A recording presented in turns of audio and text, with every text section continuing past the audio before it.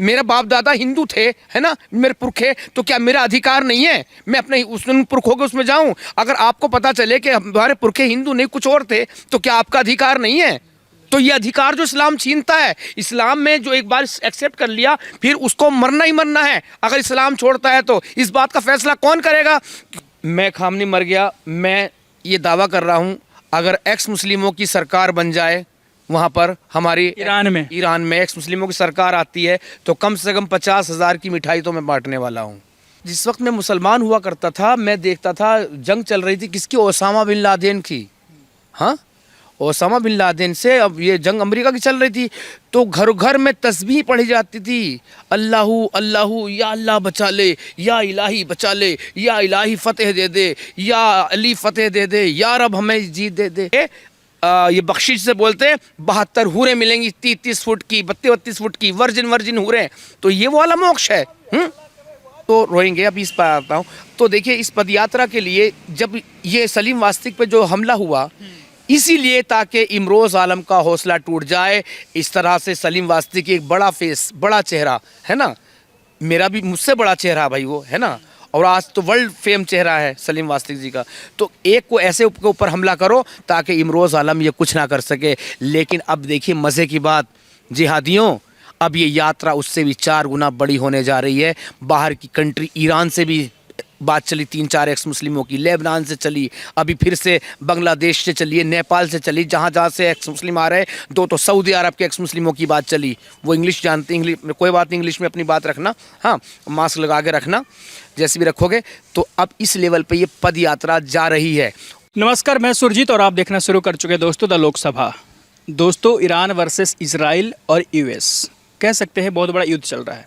लेकिन उसके बावजूद 3 देश लड़ रहे आपस में, लेकिन उसके बावजूद ये कहा जा रहा है कि हिंदुस्तान में क्यों मातम मनाया जा रहा है। जब कोई मुसलमान नेता मरता है तो उसके बाद ये कहा जाता है कि उसका कनेक्शन हिंदुस्तान से कैसे। जैसे हम सब ने देखा कि लखनऊ में हो या नोएडा में या दिल्ली में या यूपी में, पूरा यूपी अलर्ट पे रखा गया है और खूब लोग रो रहे हैं, शोर मचा रहे हैं, कह रहे हैं कि मेरा आदमी, मेरा नेता, मेरा अजीज चला गया।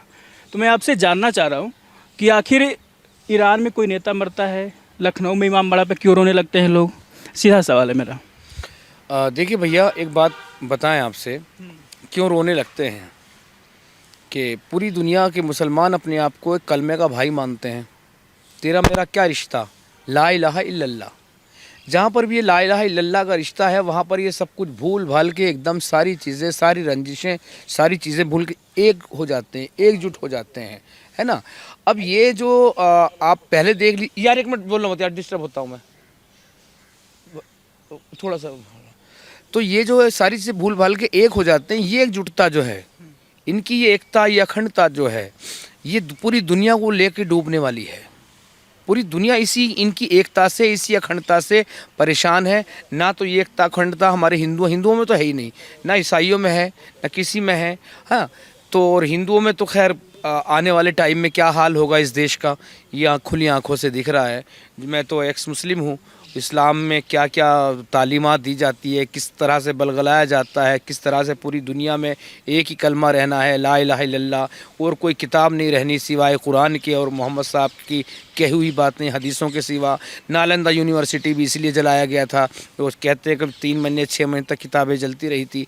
कितना सारा ज्ञान था भारत के पास, भारत वाकई में वो चीज़ें उतनी थी, विश्व गुरु बन सकता था। खैर, मैं यहाँ पर आता हूँ, मेन मुद्दा ये रोना पीटना जो है, ये आर जो है भाई। कोई घर का सदस्य चला गया हो, कोई अपना भाई चला गया हो, कोई अपना खाला चला। जिस वक्त मैं मुसलमान हुआ करता था, मैं देखता था जंग चल रही थी किसकी? ओसामा बिन लादेन की।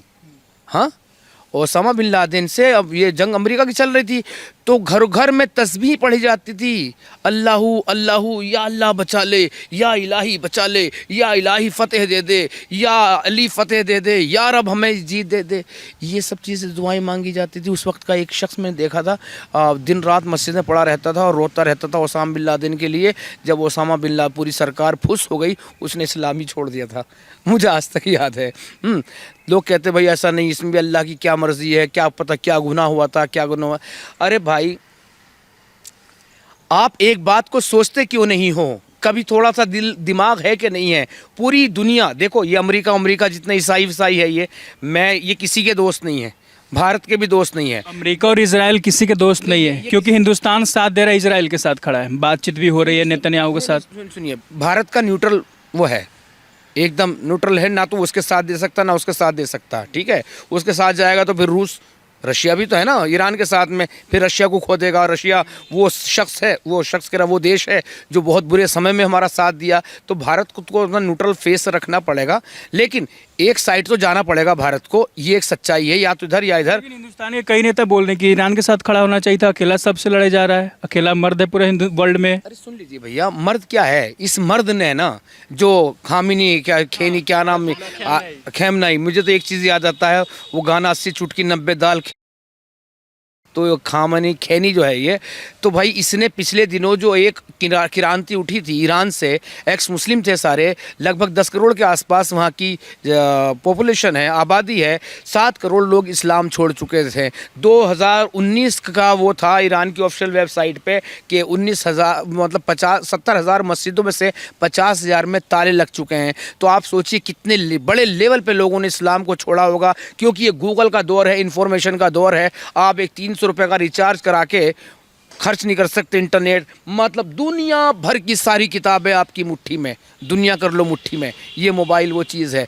तो लोगों ने छोड़ किस तरह से मारा काटा गया, जो लड़कियां सिगरेट जला रही थी उनके ईरान उससे, मतलब उसी खामनी की उस तस्वीर से कितना दर्द होगा उनके अंदर। 2 धड़े में लोग बढ़ चुके हैं, एक तो जो रो रहा है और एक है जो खूब जश्न मना रहे उस देश के ही महिला। देखिए, मैं पहले इस पर बाद में आता हूँ। सबसे पहले मेरा दर्द है एक्स मुस्लिम दर्द, जिन्होंने इस्लाम छोड़ दिया। देखिए, अब कुल मिला के ये मर गया है, मैं खामनी मर गया। मैं ये दावा कर रहा हूँ, अगर एक्स मुस्लिमों की सरकार बन जाए वहाँ पर, हमारी ईरान में एक्स मुस्लिमों की सरकार आती है, तो कम से कम 50,000 की मिठाई तो मैं बांटने वाला हूँ। कम से कम 50,000 की मिठाई मैं बांटूंगा। क्यों आप? अरे भाई, नफरत की बात नहीं है, जो सच्ची पे बात कर रहा है, हक पे बात कर रहा है, अपने पुराने धर्म में जाना चाहते हैं, वो अपने पुराने उसमें जाना चाहते हैं, जो उनका पारसी मजहब था, उनका धर्म जो था पारसी, तो क्या हक नहीं देंगे आप उसमें जाना चाहते हैं? मेरे बाप दादा हिंदू थे, है ना, मेरे पुरखे, तो क्या मेरा अधिकार नहीं है मैं अपने उन पुरखों के उसमें जाऊं? अगर आपको पता चले कि हमारे पुरखे हिंदू नहीं कुछ और थे, तो क्या आपका अधिकार नहीं है? तो ये अधिकार जो इस्लाम छीनता है, इस्लाम में जो एक बार एक्सेप्ट कर लिया, फिर उसको मरना ही मरना है। अगर इस्लाम छोड़ता है तो इस बात का फैसला कौन करेगा? क्यों तुम सरकार चलाओ, ठीक है, हमें हमारे हाल पे रहने दो, जीने दो यार। यहाँ भी तो यही सलीम वास्तिक के साथ किया। सलीम वास्तिक क्या बुरा कह रहा था, क्या गलत कह रहा था, क्या इमरोज आलम कह रहा? मैं तो चीख चीख के थक गया। भाई, अगर मैं गलत कह रहा हूं तो मेरी FIR दर्ज कराओ, मुझे कोर्ट में घसीटो, मुझे उम्र कैद कराओ, लेकिन संविधान के मुताबिक जब गला कटेगा, काटो किसी का, तो कुरान को आगे रखोगे, अपनी हदीसों को आगे रखोगे, और जहां फंस जाओगे तो वहां संविधान को आगे रखोगे।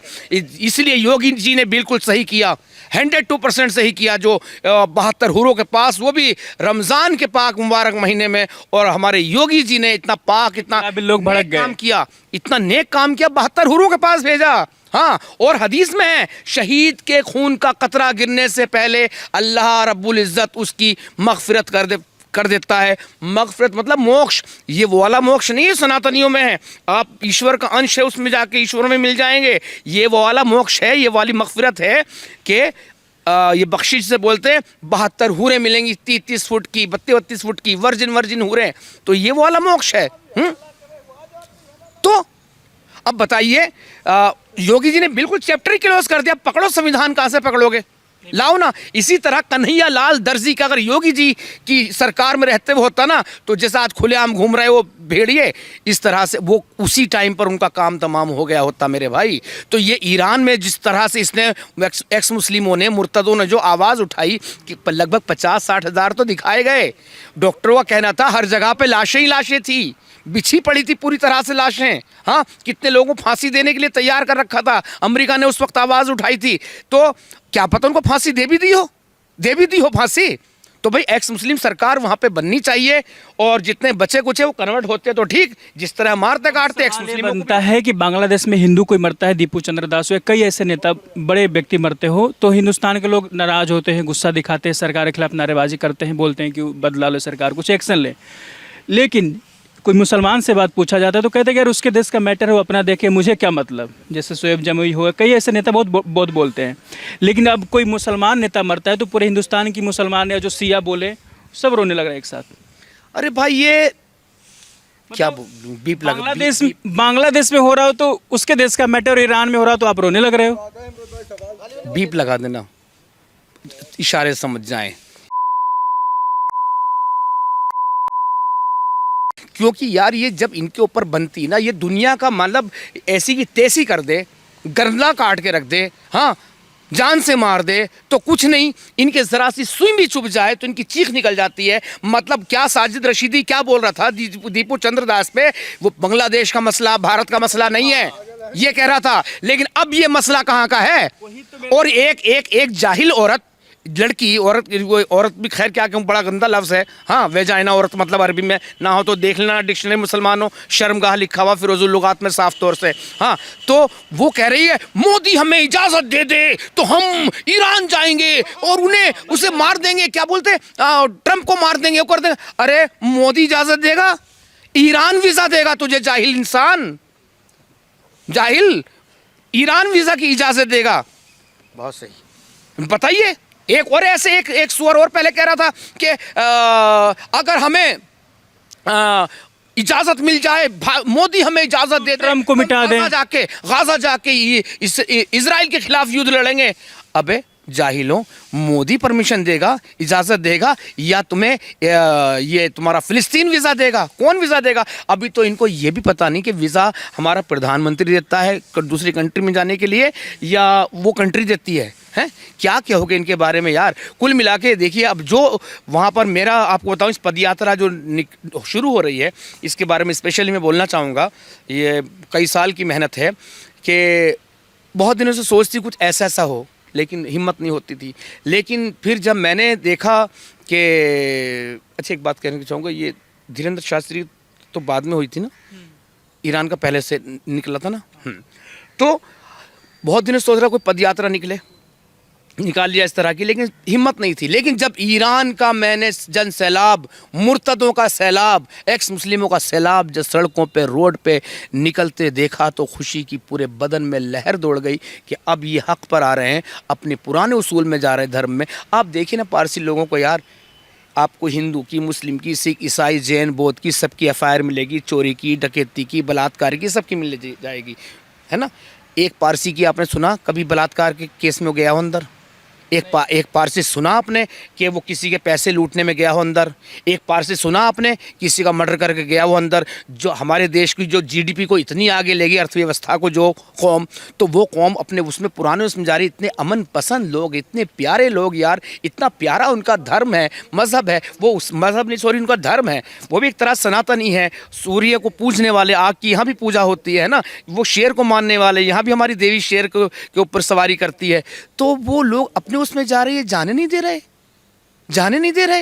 अब एक सवाल और बनता है, जैसे एक बात कर दूं, पदयात्रा तो मैंने बड़ी खुशी हुई थी, लेकिन जब इन्होंने गोलियों से भून के डाल दिया, जैसे किसी सैनिकों को भूनते हैं किसी दूसरी सरहद के, तो वहाँ से हौसला बहुत टूट गया था।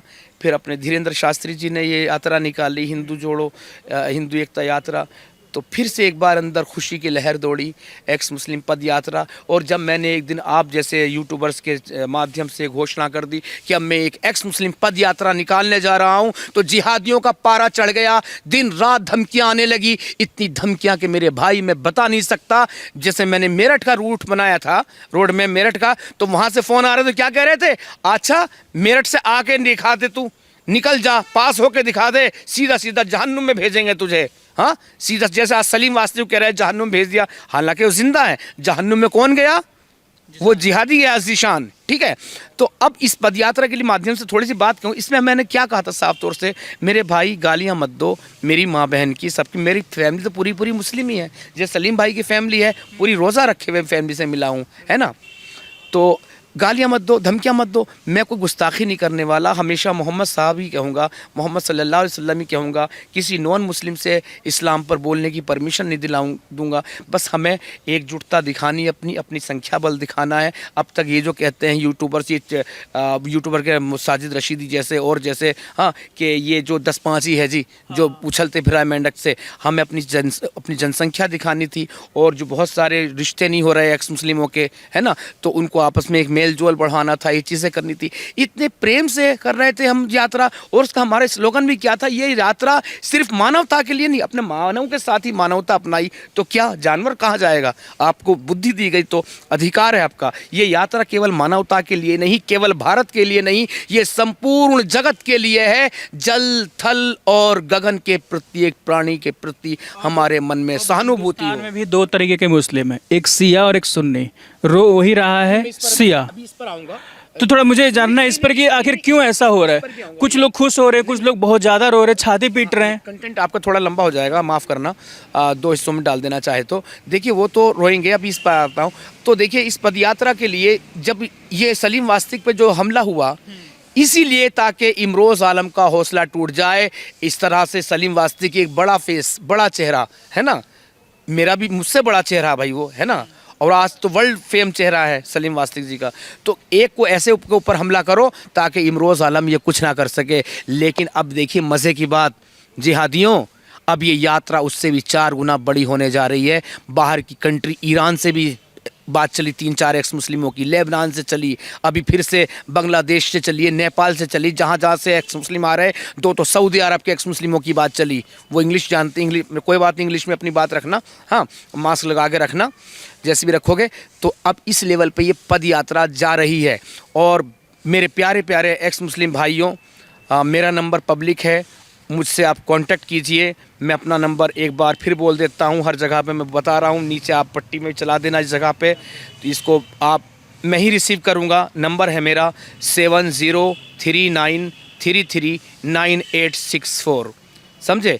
और इस पद यात्रा के लिए तन की, मन की, धन की और लाइसेंस की, गन की, सब चीज़ों की आवश्यकता है, क्योंकि हम संविधान को मानने वाले हैं। हाँ, अब आपके सवाल पे आते हैं कि शियाओं को क्या हो रहा है।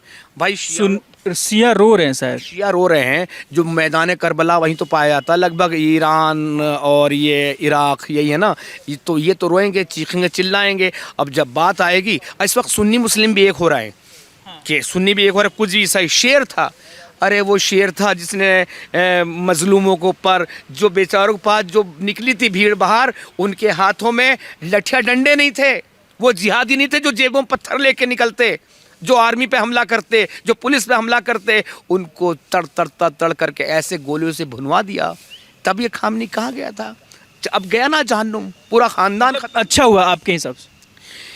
यार जुल्म करने वाला कोई भी हो, अगर आज नरेंद्र मोदी ये कह दे कि भारत में रहना है तो हिंदू धर्म में इसी तरह से पालन करना है, तो भाई साहब आग बबूला हो जाएगा। आर्य समाज भी हिंदू बताते अपने तरीके से जीता है ना, जैन भी सनातन से आते हैं वो अपने तरीके से, सिख अपने तरीके से, और मूर्ति पूजक अपने तरीके से, है सब हिंदू, है सब सनातनी, है ना। तो ये कैसे दावा कर सकते हैं? इसी तरह जिएंगे। चलो एक बार को मान लिया तुम्हें पूरी दुनिया को मुसलमान बनाना है, तो पूरी दुनिया को तुमने मुसलमान बना लिया, आज चलो सब कलमा पढ़ लेते हैं, तो क्या तुम चैन से जीने दोगे? जीनो दोगे तुम चैन से? तुम तो मुसलमान ही मुसलमान का दुश्मन, तू शिया, तू सुन्नी, तू बरेलवी, तू वहाबी, तू वो थू करते रहते हैं, आपस में एक दूसरा गला काटते रहते हैं। अरे भाई पहले तुम तो डिसाइड कर लो तुम में जन्नती कौन है, तुम में मुसलमान कौन है। जब तुम आपस में ही डिसाइडेड नहीं हो हम में मुसलमान कौन है, तो फिर बताओ क्या करेंगे। बस एक ही जुमला है कि हम ही जन्नती, वो क्या कहते हैं, हम ही अव्वल, हम ही अफजल, हम ही जन्नत के ठेकेदार, बाकी सब बकवास और बेकार। तो कैसे माने भाई? आखिरी सवाल है, जो छाती पीट रहे हैं और रो रहे हैं, क्या कहेंगे उनको आप? छातियों से दूध तो नहीं निकल रहा, क्योंकि जो लड़ाई हुई थी मैदान करबला की, उसमें पानी भी नहीं मिला था, और मेरे ख्याल से उसने बिल्कुल सही किया था, पानी भी नहीं दिया था, क्योंकि पता था ये किस तरह के लोग हैं। मुसलमान ने मुसलमान को मारा था। यजीदी कौन था? मुसलमान था भाई। हसन को, हुसैन को, अली को किसने मारा? मुसलमान नहीं मारा। अरे तुम तो अपने प्यारे प्यारे आका हज़रत मोहम्मद मुस्तफ़ा सल्लल्लाहु अलैहि वसल्लम के दामाद को, उनके नवासों को ना बख्शे, तुम किसके होगे? तुम किसी के भी नहीं हो। कुल मिला के कह रहे हो कि मुसलमान जो रो रहे हैं और जो शोर मचा रहे हैं वो किसी के नहीं है। ये अपनों के नहीं है भाई, ये अपनों के नहीं है। हाँ, ये अपनों के नहीं है। कुल मिला के बस दोस्तों, जो इतना ही कहना चाहूँगा, हमारे सलीम वासिक साहब के लिए आप दुआ करना और वो ठीक हो जाएं जल्द से जल्द। और इतना याद रखिए, जब वो कश्मीर में उनके साथ हादसा हुआ था, जिहादी पुलिस वालों ने उन्हें मारा था, वो कितनी 4 गुना ज़्यादा ताकत से उठे थे। और अब जो इस हादसे के बाद तो मेरे ख़्याल से वो पूरे एकदम वन मैन आर्मी बन के उठेंगे। और मैं उनके साथ हर दुख में, हर दर्द में मौजूद हूँ। और इस पद यात्रा को ज़्यादा ज़्यादा आप सबका समर्थन चाहिए। ये यात्रा निकलनी चाहिए, पूरी यूपी में चलेगी। आखिर में हम जो है हरिद्वार पहुँचेंगे। अब योगी जी के टाइम में नहीं, अब नहीं तो फिर कब। ये थी राय ईरान वर्सेस जो इजराइल और यूएस की लड़ाई चल रही है, उसमें जो हिंदुस्तान के मुसलमान लोग हैं जो छाती पीटे हैं, रो रहे हैं और कह रहे हैं कि हमारा नेता चला गया, हमारा अजीत चला गया, मेरा भाई चला गया, उनके लिए था। बाकी बने रहे हमारे साथ, तो देखते रहिए द लोकसभा।